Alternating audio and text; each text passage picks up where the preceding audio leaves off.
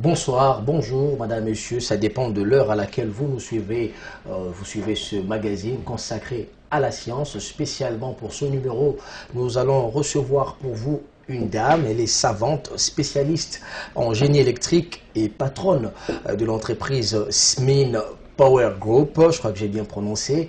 L'entreprise est basée aux États-Unis avec beaucoup de filières en Afrique, notamment ici en République démocratique du Congo. J'ai cité Madame Sandrine Moubenga. Bienvenue sur notre plateau, Madame. Merci. Alors, je rappelle que vous êtes parmi les savantes de notre ère, notre époque d'ailleurs, parce que nous parlerons de ces inventions, les inventions dont vous êtes auteur. Mais d'abord, parlez-nous un peu de votre parcours académique pour que nos téléspectateurs sachent exactement qui vous êtes.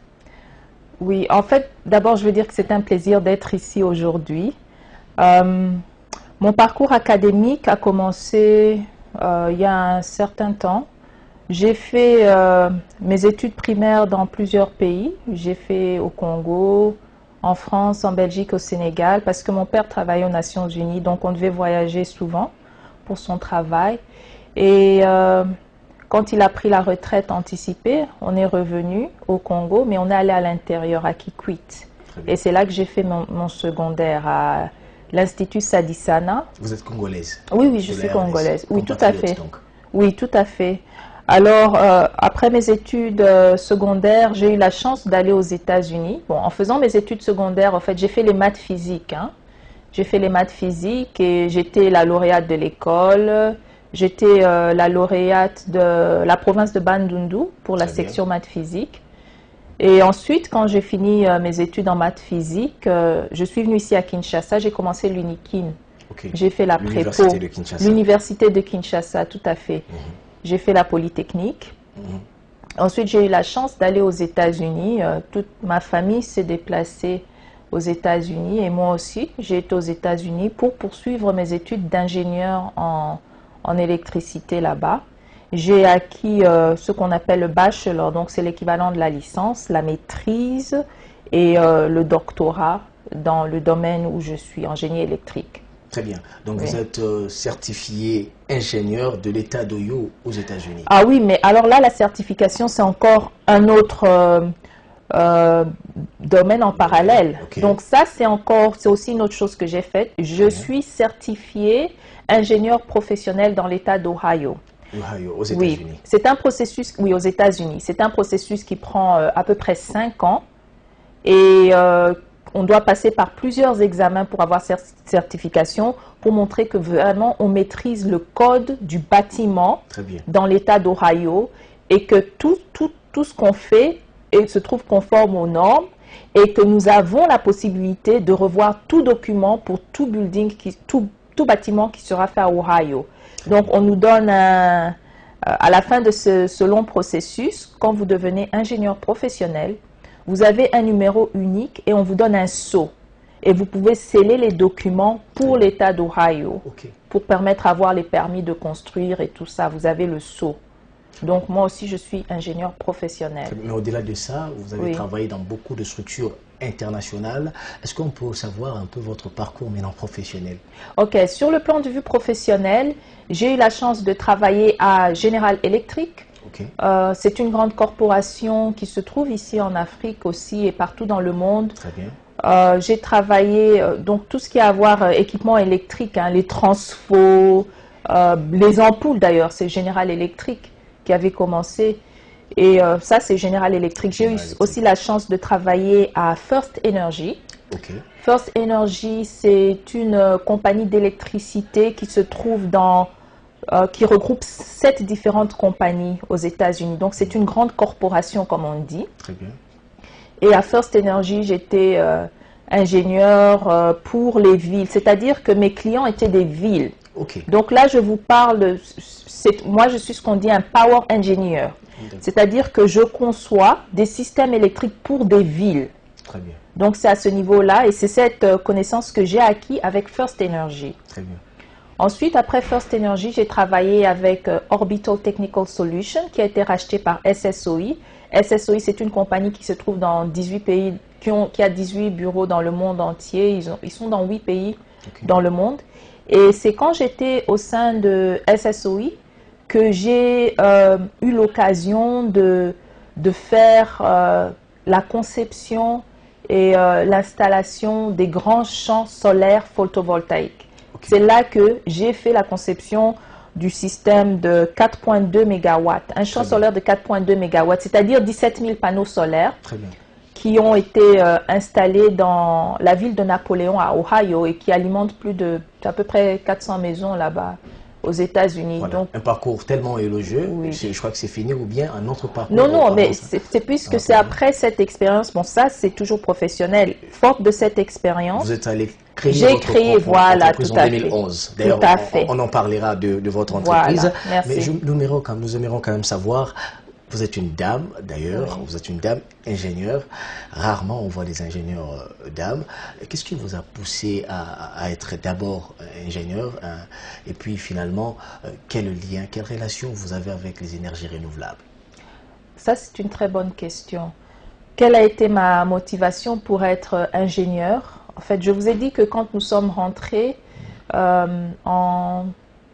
quand nous sommes rentrés, après avoir vécu dans plusieurs pays, nous sommes allés nous installer à Kikwit. Okay. Et si vous connaissez Kikwit, il n'y a pas d'eau, il n'y a pas d'électricité là-bas. Donc, il faut avoir un groupe électrogène et tout ça. Bon, ce qui se fait qu'à l'âge de 17 ans, je suis tombée gravement malade. J'avais une appendicite aiguë. Et vous savez, quand vous avez l'appendicite, ça se perd fort. Et ça peut s'infecter. Donc, quand le docteur a vu que j'avais l'appendicite aiguë, elle m'a dit, je dois t'opérer, Sandrine.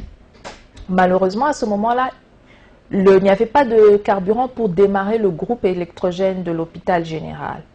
Alors, mon père a toqué à toutes les portes, on a cherché partout, mais il ne trouvait pas de carburant. Donc, pendant 3 jours, pendant 3 jours, ma vie dépendait de l'électricité. Je pouvais mourir parce qu'il n'y avait pas d'électricité. Mais c'est pendant ces 3 jours que je me suis dit que si j'ai la chance de survivre, grâce à Dieu, je vais pouvoir un jour aider à trouver une solution pour ce problème du manque d'électricité.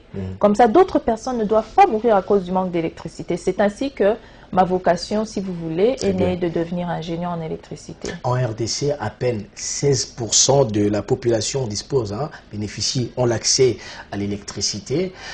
Vous avez vécu un triste événement qui vous a poussé finalement à vous lancer dans ce que vous êtes aujourd'hui.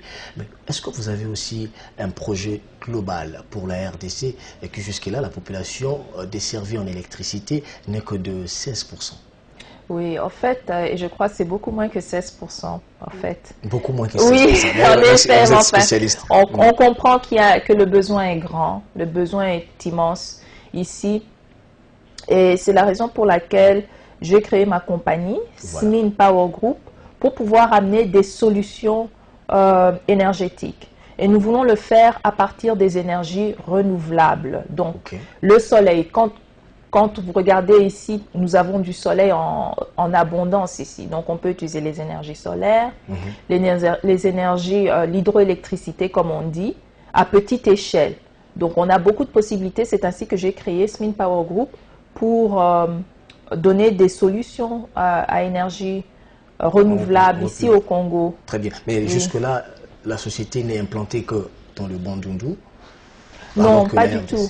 Pas du tout. La société, je l'ai commencée en 2011 dans l'État d'Ohio, dans la ville de Toledo. En 2013, je l'ai ouverte ici à Kinshasa. La société se trouve à Kinshasa. Elle est située sur le boulevard du 30 juin à l'intersection avec Haut Commandement. Donc, c'est au building. Vous voyez le bâtiment qu'on appelle Interpol? Oui, oui. Donc, vous avez le bâtiment Interpol et notre compagnie est juste là, dans l'enceinte d'Interpol. C'est un bâtiment jaune. C'est là que SMIN Power Group se trouve. Très bien. Alors, moi, j'aimerais un peu essayer de voir avec l'entrepreneuriat que vous avez d'ailleurs, vous êtes investi dans l'entrepreneuriat et l'immense territoire de la République démocratique du Congo. J'ai lu l'un des articles où vous dites 1000 kW sont suffisants pour alimenter 160 maisons.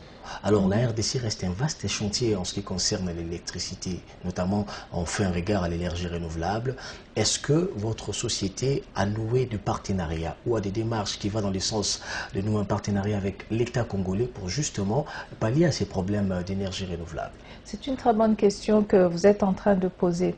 D'abord, je voulais clarifier que 1000 kilowatts, c'est 160 maisons aux États-Unis. Ah, aux États-Unis. Avec la consommation qu'ils ont très élevée. Mais pas en RDC. Mais pas en RDC. En RDC, c'est encore plus, c'est ça. Donc ça, je voulais clarifier.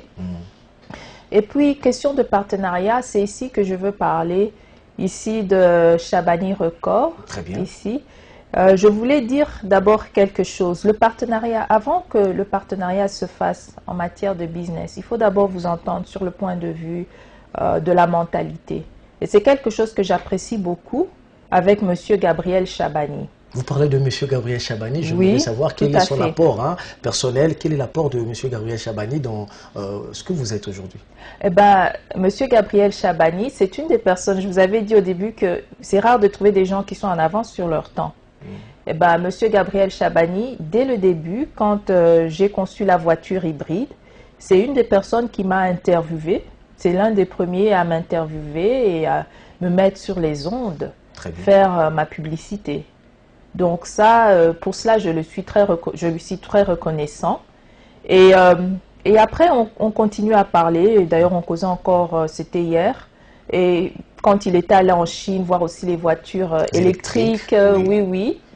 Et je pense que c'est très important d'avoir des gens comme ça qui suivent la technologie et qui savent avancer avec la technologie qu'il y a ailleurs et essayer de l'amener ici sur place. Très bien. Soit au Congo, soit en Angola, soit en Afrique, là où vous êtes, mais essayez de ramener cette technologie pour la vulgariser ici dans notre milieu, qu'elle soit accessible. Justement, avant que je vous pose la question en rapport avec votre invention, donc la voiture hybride, j'aimerais quand même qu'on rentre au niveau de la RDC. Oui. Monsieur Shabani, donc propriétaire de cette société Congo Electric Motors, au Londres ici ça existe. Comment voyez-vous cette démarche-là d'amener des véhicules électriques, de mettre le véhicule électrique à la disposition du transport en commun au niveau de la République? Comment vous, en tant que scientifique, vous voyez cette démarche? Moi, ce que je vais vous dire, c'est que le reste du monde est en train d'aller vers les voitures électriques. C'est ce qui se fait partout dans le monde. Et donc, dans ce sens-là, je vois que, encore une fois, monsieur Gabriel Shabani est en train de suivre ce qui se fait dans le monde. Bon. Mais sous notre essieu, ce n'est pas exagéré, sous notre essieu, même dans les pays émergents, est-ce que les transports en commun est assuré par les véhicules électriques? Ce n'est pas 100% assuré par les véhicules électriques, mais il y a un pourcentage de ce qu'on appelle le fleet. Il y a un pourcentage des transports en commun qui sont hybrides. Très bien. Alors, ce que je voulais dire, c'est que la compagnie Volvo, par exemple, il y a plusieurs compagnies qui ont déclaré que dès l'année 2018, Volvo est l'une de ces compagnies.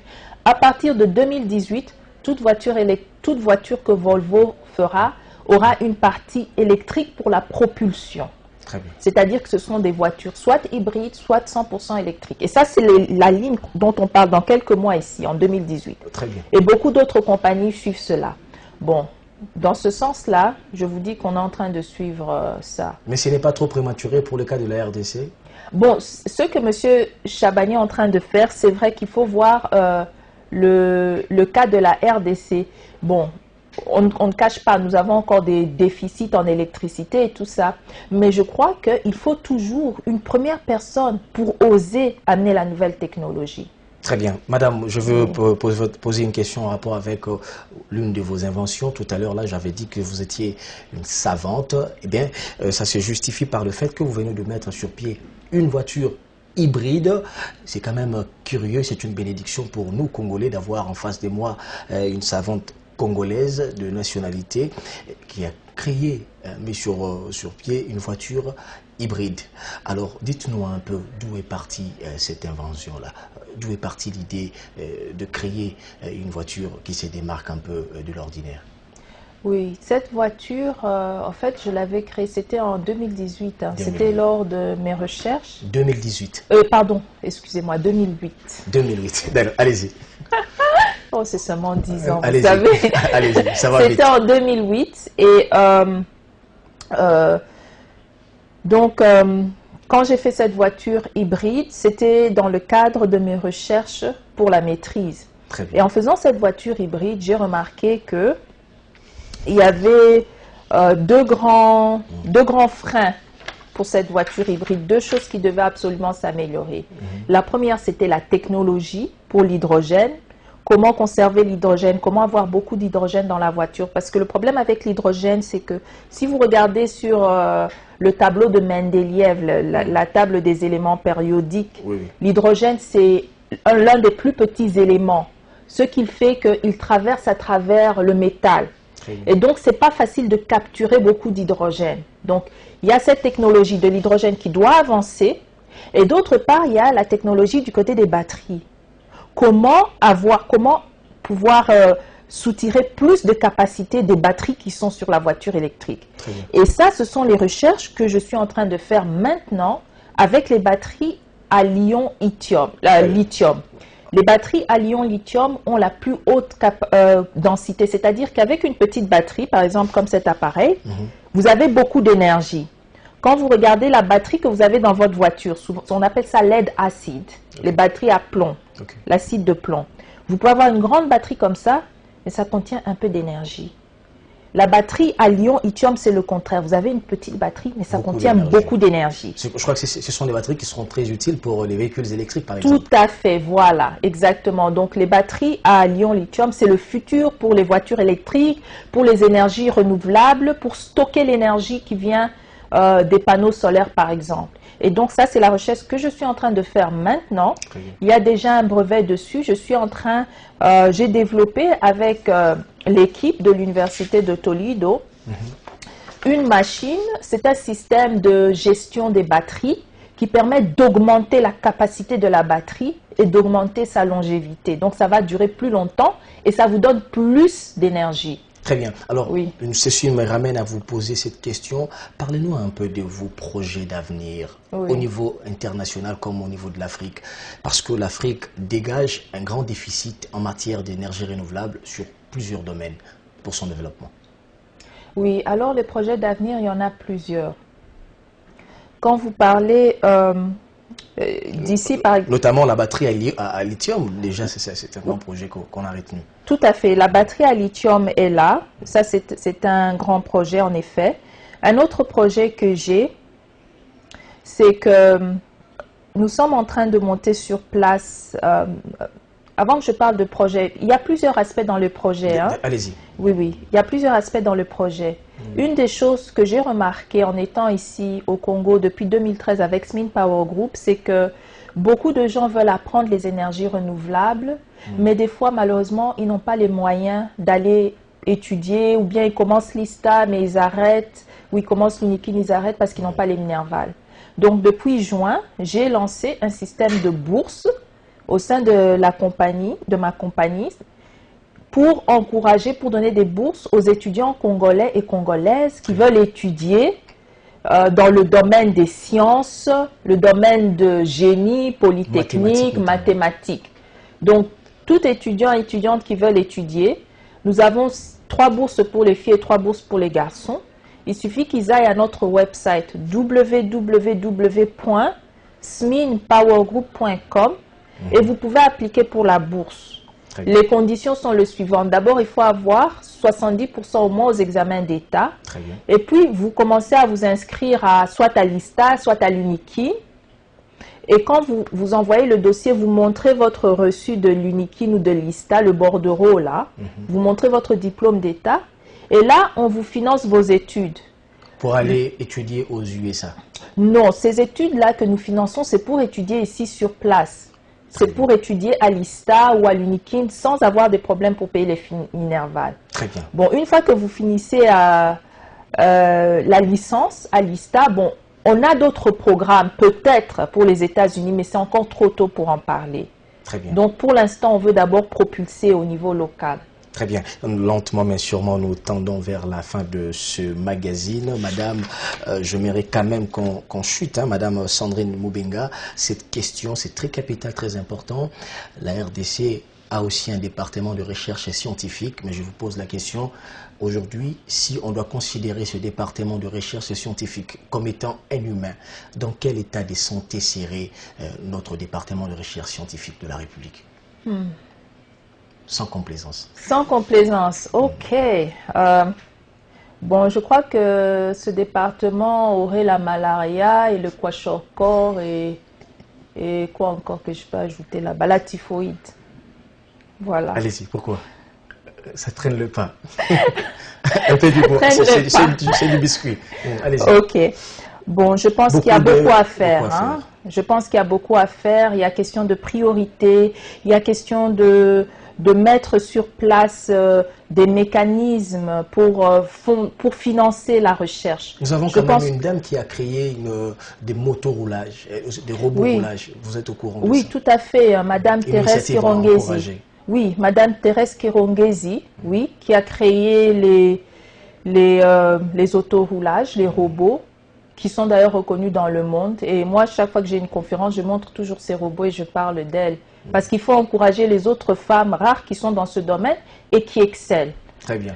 Donc, beaucoup plus d'initiatives personnelles, mais qui n'ont pas beaucoup plus d'encadrement au niveau de l'État. Quand vous voyez dans d'autres pays, ce genre d'initiative est vraiment soutenu par le gouvernement, l'État et par les privés. C'est pour ça que je dis, ok, ici on regarde toujours l'État. Mais avec les compagnies que nous avons ici sur place, avec les corporations et tout ça, toutes les compagnies, il y a moyen de créer un fonds de recherche pour le recherche et le développement. Très bien. Sans avoir à faire avec l'État. Mais ce sont des choses qui doivent se faire ensemble, quoi. Voilà, vous êtes invité de gauche à droite, on va atterrir par là, de gauche à droite pour tenir des conférences. J'aimerais quand même ici que vous nous disiez l'importance un peu que vous accordez à être conférencier, à exposer devant les gens. D'ailleurs, je rappelle que la dernière fois que vous avez exposé devant des gens, c'était face à 15 000 personnes. Est-ce que vous pouvez en voir un peu rapidement le contenu, la quintessence de ce qu'a été cette activité? Oui, ça, ce n'était pas la dernière fois, mais bon, c'était l'une des fois. J'étais ce qu'on appelle keynote speaker, donc la présentatrice principale au Festival de l'énergie. On appelle ça Energy Fair, qui avait eu lieu en 2016.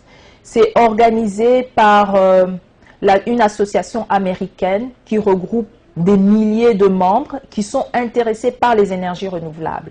Donc, ils m'ont invité à leur parler de ce que je fais et de mon parcours devant 15 000 personnes et ils ont beaucoup apprécié. C'était en juin 2016. Pensez-vous aussi bénéficier votre expertise aux jeunes femmes congolaises qui rêvent aussi de vous emboîter les pas? Oui, en fait, mon expertise, c'est vrai. À travers des conférences, des ateliers. À part l'énergie fer, je suis très impliquée sur le plan de vue scientifique et de recherche pour disséminer la connaissance, puisque vous pouvez être un bon chercheur ou je ne sais pas, savant ou quoi, mais si vous êtes dans votre coin et vous ne savez pas disséminer cette recherche autour de vous, si vous n'êtes pas une lumière pour les autres, ça ne sert à rien. Vous ne prenez pas une lumière pour la mettre dans une boîte. C'est ainsi que je me sens interpellée à partager cette recherche. Donc, l'énergie fer, c'était en 2016. Et après ça, j'ai chapeauté la conférence Power Africa pour les ingénieurs qui ont accueilli des experts de plus de 36 pays du monde pour parler de l'électrification en Afrique. Et maintenant, là, je suis en train de travailler avec, et vous savez, j'étais aussi au Makutano pour parler encore au Sultani Makutano, pour parler de ce que je fais avec Smin Power Group. Et j'ai été dernièrement, d'ailleurs au mois de novembre ici, j'ai été reconnue comme la femme la plus influente en Afrique pour le secteur du génie et de l'industrie, pour l'Afrique, pour le Congo et pour l'Afrique centrale.